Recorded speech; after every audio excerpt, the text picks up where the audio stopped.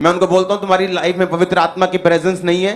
कहता नहीं जी मैं तो जदों चर्च गया मैं तो मैनू रब ने दिता है, मैं आ मंगया रब ने मैनू आ दिता, मैं आ मंगया रब ने मैनू आ भी दिता। अरे बाइबल कहती है वो भला परमेश्वर है। परमेश्वर का धन्यवाद करते हैं आज के सुंदर वचन के लिए, जिसने हमें मौका दिया कि हम आपके रूबरू हो। तो भी हर बार की तरह इस बार भी मैं आपके लिए लेकर आया हूँ एक धमाकेदार वचन जो आप अपनी मोबाइल स्क्रीन पर देख रहे हैं। तो भी बस देरी ना करते हुए चलते हैं वचन की ओर। Let's go. यीशु मसीह ने कहा द्वार मैं हूं। आपने बहुत दुनिया देखी होगी। कई बार किसी को खेल आती है, कहीं फंक्शन में कोई खेल पड़ा तो उसको लेके जाते हैं। जब लेके जाते पूछते हैं कौन है भाई, किसी का जगह पे लेके कहीं और लेके, बोलती मैं फलाना हूं, मैं फलानी हूं। तो बोलता भाई तुझे किसने बुलाया, इसने तो तुझको नहीं बुलाया। तो यीशु मसीह ने कहा जितने आपके घर में जब चोर आता है, सामने से आता है कि ऊपर से आता है कि दीवार फांद के आता है कि चोरी से आता है, बताओ? कि दरवाजा खटखटा के आता है कि भाई साहब आओ चोरी करनी है, बहन जी खोलियो जरा दरवाजा। वो छुप छुपा के आता क्योंकि वो चोर और डाकू है, क्योंकि वो चोरी करने, घात करने और नष्ट करने आया है। लेकिन पूरी दुनिया में आपको एक भी केस ऐसा नहीं मिलेगा जहां पर प्रभु यीशु मसीह किसी बंदे के अंदर आ गए हों और वो खेल पड़े और बोले मैं यीशु हूं। क्योंकि बाइबल कहती है, यीशु मसीह ने कहा वो जितने मुझसे पहले आए वो चोर हैं, वो डाकू हैं, तुम्हारा दरवाजा मैं हूं, मैं तुम्हारा मालिक हूं। जब भी, सुनो मेरी बात, जब भी आपको पवित्र आत्मा पाना होगा, आप चाहेंगे कि जीसस क्राइस्ट मेरे अंदर आए, मुझसे बात करें, मेरे द्वारा काम करें, वो कभी अपने आप नहीं आएंगे।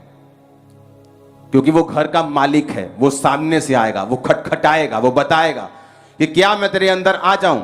आप बोलेंगे कि परमेश्वर हाँ मैं चाहता हूं तुम मुझे पवित्र आत्मा से भरे, मैं चाहता हूं कि आप मेरे अंदर आए, मैं चाहता हूं कि आप मेरे अंदर से सेवा लें, तब परमेश्वर आपके अंदर आएंगे। क्योंकि बाइबल कहती है वो चोर और डाकू नहीं है।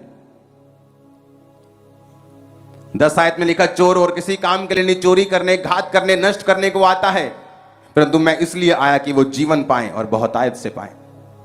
आपने जीसस क्राइस्ट को कभी नहीं देखा होगा कि पवित्र आत्मा एक व्यक्ति के अंदर आ गया और उसे यीशु मसीह के बारे में मालूम भी नहीं, वो क्रिश्चियनिटी के बारे में जानता ही नहीं, और उसे जब लेके गए तो मालूम होगा कि इसके अंदर यीशु का आत्मा आ गया। आपको ऐसा कभी नहीं मिलेगा, क्योंकि वो चोर नहीं, वो डाकू नहीं जो बिना पूछे आए।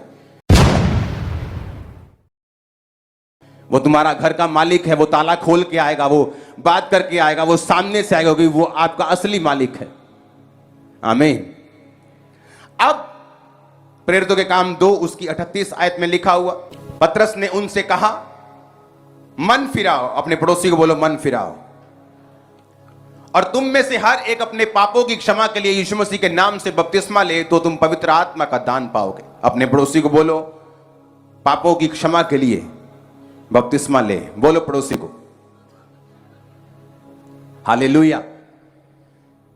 पतरस ने क्या कहा? कहता अगर तुमको पवित्र आत्मा का वरदान चाहिए तो तुम में से हर एक अपने पापों की क्षमा के लिए यीशु मसीह के नाम से बैप्टाइज लेगा। चाहे वो यीशु मसीह के नाम का लो, चाहे बाप बेटा पवित्र आत्मा के नाम का, वो एक ही बात है। बाप कहता है मैंने जीसस को भेजा, जीसस कहता है मैं आया, मारा गया और मैंने फिर पवित्र आत्मा को भेजा। अगर यीशु मसीह के नाम का लोगे तो भी ठीक है, वो भी यही कहता है कि मुझे बाप ने भेजा और मैं अब अपना काम करके जा रहा हूं और बाप की आत्मा को भेज रहा हूं। तो उसने कहा कि अगर तुम यीशु मसीह के नाम में बपतिस्मा लोगे तो तुम्हें पापों की क्षमा मिलेगी और तुम पवित्र आत्मा का दान पाओगे। जब हम एक व्यक्ति को एक बिजनेसमैन जब ये बात सुनता है उसे लगता है ये इधर बीबियां वालियां गल्लां, बीबियां नूं चाहिदा पवित्र आत्मा, बीबियां नूं चाहिदा आत्मा, असी की करने ही काम धंधे करने हैं बाहर, बीबियां नूं चाहिदा पवित्र आत्मा। लेकिन बाइबल कहती है आपकी एक ग्लोरी परमेश्वर ने सोची हुई है। एक है जो आप अपना काम अपनी मेहनत से कर रहे हो, जो बाइबल कहती है कि आदमी अपने पसीने की रोटी खाएगा, वो कर्ज आज भी लोगों की लाइफ पे काम करते हैं। और एक है परमेश्वर ने कहा जो किसी बंदे ने नहीं सुनी, कान ने नहीं सुनी, आंख ने नहीं देखी, चित्त में नहीं चढ़ी, वो परमेश्वर ने अपने प्रेम रखने वालों के लिए तैयार की हैं और अपनी आत्मा के द्वारा उन पर प्रकट किया है। एक व्यक्ति पास्टर की कुर्सी पे रह सकता है और ग्लोरी को मिस कर सकता है, क्योंकि उस ग्लोरी को लेने के लिए आपको पवित्र आत्मा के साथ गहरे संबंधों में उसके साथ रोज समय को व्यतीत करना पड़ता है। कई बार पास्टर्स सेवकाई में मैंने देखा है पास्टर्स को 400, 500, 10,000 लोग आते, सेवा में इतने बिजी हैं कि पवित्र आत्मा के साथ समय स्पेंड नहीं किया, और उनकी जो ग्लोरी है, उनकी जो महिमा है, जो परमेश्वर ने रखी हुई है, उस तक वो कभी नहीं पहुंच पाते, क्योंकि वो परमेश्वर की आत्मा ने उनके ऊपर प्रकट करनी है। पतरस के ऊपर प्रकट, पतरस ने जब कहा कि परमेश्वर तू जीवते परमेश्वर का पुत्र मसीह है, तो परमेश्वर ने कहा इस बात के कारण मैं अपनी कलीसिया तुझ पर बनाऊंगा, यानी मैं तुझे अब लीडर ठहराऊंगा, मैं तुझे कुछ अलग दूंगा और मैं तुझे कुछ ब्लेसिंग दूंगा जो दूसरों के पास नहीं होगी। क्यों? क्योंकि परमेश्वर की आत्मा ने तुझ पर कुछ प्रकट किया है जो और दूसरों पर नहीं किया। आपका संबंध जब पवित्र आत्मा के साथ होता है, हो सकता है आप एक ही घर में हो और आपकी मम्मी और पापा के ऊपर वो बात प्रकट ना हो जो आपके ऊपर हो सकता है आपकी मम्मी का संबंध परमेश्वर के साथ बहुत अच्छा है और उसके ऊपर पवित्र आत्मा जो प्रकट कर रहा है वो आपके और आपके फादर के ऊपर ना कर रहा हो। आपके फादर की अगर प्रेयर लाइफ अच्छी है, उसके ऊपर पवित्र आत्मा जो प्रकट कर रहा है, हो सकता है आपकी मां और आपके ऊपर प्रकट ना कर रहा हो।